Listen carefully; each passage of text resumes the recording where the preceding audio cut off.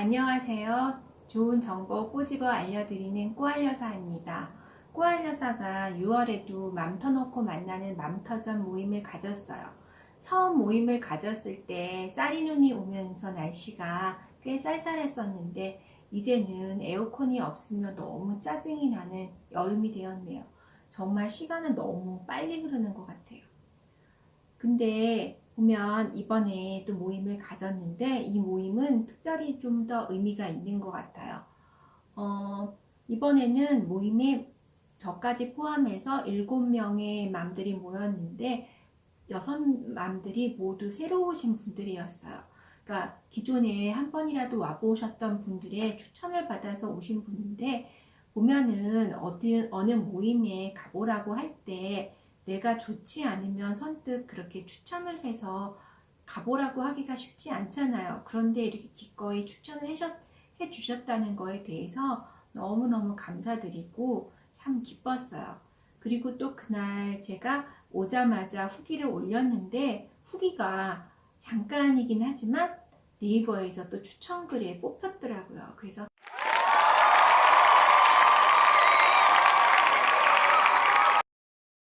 와, 완전히 격경사다. 앞으로 이 맘 터놓고 만나는 맘터전이 정말 잘 될 징조다. 그래서 참 기뻤어요. 이번에도 이렇게 맘들이 아이가 다 나이들이 다 제각각이었어요. 5살이 3명, 7살, 그리고 초등학교 2학년이 2명, 초등학교 5학년이 2명, 중학교 3학년이 3명. 얼핏 생각하기에 이렇게 나이가 다 다르면은 어떻게 얘기들이 통할 수가 있을까? 뭐 5살 얘기하면은 뭐 중학생 엄마들은 그냥 딴 생각하면서 저런 얘기 내가 뭐 들을 필요 있나 이럴 것 같다는 생각이 들고 중학생들도 얘기하면 5살 엄마가 뭐 저거는 아직도 나 한참 번 얘기인데 하면서 또 딴 생각하게 되고 이러지 않을까 생각할 수 있는데 그게 참 신기해요. 보면은 이야기가 중구난방일 것 같은데 오히려 장점이 더 많은 것 같아요. 오히려 똑같은 연령대에 뭐 1학년이면 1학년, 2학년이면 2학년 엄마들끼리만 만나면 그 도토리 키재기처럼 자기 문제밖에 보지 못하고 이렇게 편협한 시각에 사로잡히는 문제가 있는데 이렇게 다양한 연령대의 맘들이 마음을 터놓고 이야기를 나누니까 내가 가보지 않은 그 나이대의 선배 맘들이 얘기를 하면 어머 그렇겠구나. 내가 이렇게 키우면 나중에 아이가 이런 문제가 생길 수도 있겠구나. 미리 생각해보고 나의 교육관과 아이를 키우는 그런 양육관을 다시 한번 이렇게 잘 살펴볼 수 있는 기회가 되고 또 중학생을 키우는 엄마 입장에서는 어린 맘들이 얘기하는 걸 들으면서 맞다 내가 전에 그랬었지 하면서 좀 반성을 하고 그래서 우리 아이의 행동이 이런 면이 있나 이렇게 살펴볼 수 있는 기회가 되더라고요. 그래서 참 서로가 서로에게 좋은 스승이 되는구나 이런 생각을 했었어요. 그래서 유치원도 보면은 이 몬테소리 교육은 그 다양한 연령대의 아이들이 뭐 5살, 6살, 7살이 같이 모여서 교육을 받는 거잖아요. 그게 교육적인 효과가 되게 좋다고 그러더니 이렇게 맘들이 모여서 얘기를 나누는 데 있어서도 이렇게 좋은 점이 있구나 싶었어요. 그러면 그날 모여서 이야기 나눈 것들 중에서 몇 가지 이야기를 주제별로 다시 한번 이야기를 해보려고 합니다. 첫 번째, 밥상머리의 기적이에요. 그러니까 요즘 아이들이 점점 난폭해지고 사춘기의 강도가 세진다고 하는데 아마도 그거는 그 식탁이 밥상머리의 그런 화목함이 깨지는 게 원인이 아닌가 하는 생각이 들기도 해요. 요즘에는 식구들끼리 다 모여서 밥을 먹는다는 게 굉장히 어려운 일이 되었잖아요. 전에는 그냥 식구들끼리 모여서 밥 먹는 건 너무 당연한 일이었는데 아침에는 아침대로 점심은 당연히 같이 못 먹고 저녁도 아이들은 학원 스케줄 때문에 후딱 그냥 먹고 가고 뭐 아빠는 또 회사에서 늦게 오고 엄마는 또 엄마대로 집에서 혼자 먹고 주말에는 또 주말대로 아이들 학원 가느라 바쁘고 그러니까 진짜 가족들끼리 모여서 식사 한번 하는 게 굉장한 무슨, 그러니까 그 친척들 간의 생일 잔치 때 모이는 것만큼 어려운 일이 된 것 같아요. 그래서 저는 참 이렇게 식구들끼리 모여서 밥 한 번 먹는 게 이렇게 힘든데 서로 정을 나누는 것이 가능할까? 여기서 비롯된 문제가 아닐까 생각이 듭니다. 그래서 보면 그 어떤 엄마가 그러더라고요. 이제 애들 학원 가는 게 많아질수록 애들한테 빨리 먹고 가야 되니까 뜨거운 음식을 주면 안 된다고 그러더라고요.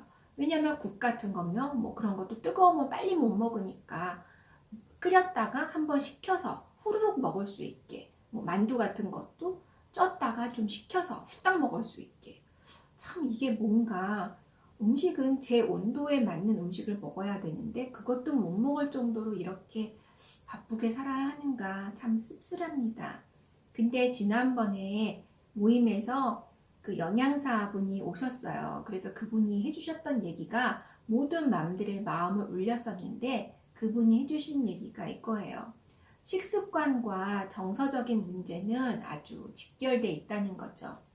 그러니까 거식증, 폭식, 정크푸드, 뭐 중독, 야식에 빠져드는 거 이런 게 모두 마음이 편치 못하기 때문에 비롯된다는 거예요. 마음이 편하면 저절로 먹는 것도 순해진다는 거죠. 그래서 우리가 화가 났을 때 문 닫고 들어가면서 하는 말이 그거잖아요. 나 밥 안 먹어 이렇게. 그렇지 않나요? 부부싸움을 했을 때도 화가 나면 밥을 안 먹고 애들끼리 형제들끼리 싸웠을 때도 한 명은 문 닫고 꽝 들어가면서 밥 안 먹는다 그러고. 그러니까 이게 모든 게 마음이 편치 않으면 일단 먹는 것부터 문제가 생기는 거죠. 근데 이제 아이가 편식이 너무 심하다. 그럴 때 이제 엄마는 어떻게 해서라도 좋은 거를 먹이려고 하죠. 뭐 유기농 야채, 뭐 유기농 뭐. 근데 그 아이가 어떤 음식을 거부할 때는 왜 그럴까? 그 원인부터 한번 심리적인 면을 먼저 들여다봐야 된다는 거예요. 아이가 파프리카를 싫어한다 그랬을 때 어떻게 파프리카를 뭐 숨겨서라도 볶음밥으로 해서 먹일까? 그거를 생각하기에 앞서서 왜 아이가 파프리카를 싫어하게 됐을까를 한번 곰곰이 생각해 보면 그 파프리카가 식탁에 올라왔던 날 뭐 엄마 아빠가 소리를 내서 싸웠다든가 그때 엄마가 아이를 야단을 쳤다든가 뭔가 안 좋은 기억이 있을 수도 있다는 거예요. 그래서 그게 아이한테 트라우마로 작용을 해서 그거를 먹으려고 그러면 이제 목에서부터 거부 반응을 보이고 그럴 수가 있다는 거죠.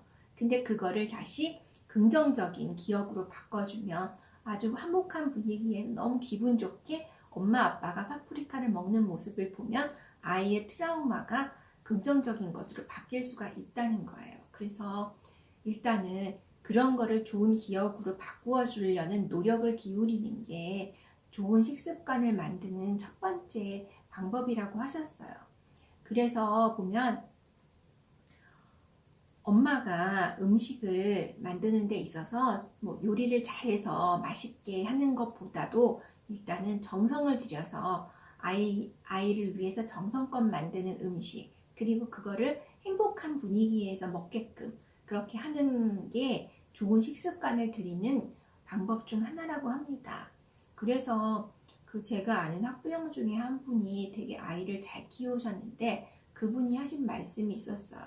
내가 해준 건 하나도 없고 그냥 아이가 공부하다가 힘들 때 이렇게 다리를 주물러 준다거나 어깨를 주물러 주고 그리고 늘 아이가 먹고 싶어 하는 것을 다양한 레시피로 이번에는 어떻게 해주면 아이가 더 기분 전환이 되면서 맛있게 먹을 수 있을까? 어떻게 조금 더 예쁘게 만들어주면 이걸 보면서 기분이 좋아지지 않을까? 지금 속이 편치 않으니까 좀 부드럽게 만들어주면 더 소화가 잘 되지 않을까? 이런 식으로 갖가지 여러 가지 방법을 이용해서 음식을 만들었다고 합니다. 제가 언젠가 TV 프로그램에서 본 기억이 있는데요. 거기서 그랬어요. 부부싸움을 했을 때 한 가지 팁인데 제가 이제 남편한테 화해는 하고 싶으나 말로 화해를 하기 싫을 때 그럴 때는 남편이 만약에 된장찌개를 좋아하는데 이 사람이 뭐 표고버섯을 좋아한다. 그러면은 표고버섯이 딴 때보다 많이 들어가게 보글보글 된장찌개를 끓여서 식탁에 올린다는 거죠. 그러면 상대방은 그걸 보면서 마음이 풀린다고 그러더라고요. 그걸 보면서 아, 나에 대해서 이렇게 마음을 써주는구나. 이렇게. 근데 그것도 반대도 있죠. 화가 났을 때 좀 술을 먹고 들어와서 남편이 뭐 그 다음날도 완전히 술병으로 뭐 완전히 너무 헤매고 있을 때 그럴 때 이제 부인은 화가 났다는 걸 표현해서 카레라이스를 끓여준다거나 그럼 또 남편은 그거 보면서 또 요것 봐라. 그럼 서로 또 화가 나가지고 더 이렇게. 그러니까 이 음식이라는 게 참 묘한 그 제2의 언어라고 할까요? 그런 게 있는 것 같아요. 그래서 그 식습관과 그렇게 정서적인 면은 밀접하게 이렇게 관련이 되어 있으니까 자녀와의 관계를 좋게 하기 위해서는 이렇게 먹는 거, 그거에 좀 신경을 쓸 필요가 있을 것 같아요. 그리고 가급적이면 식구들끼리 모여서 맛있는 밥을 나눠 먹으며 좀 얘기도 재밌는 얘기하고 그럴 땐 공부 얘기하지 말고 그냥 그렇게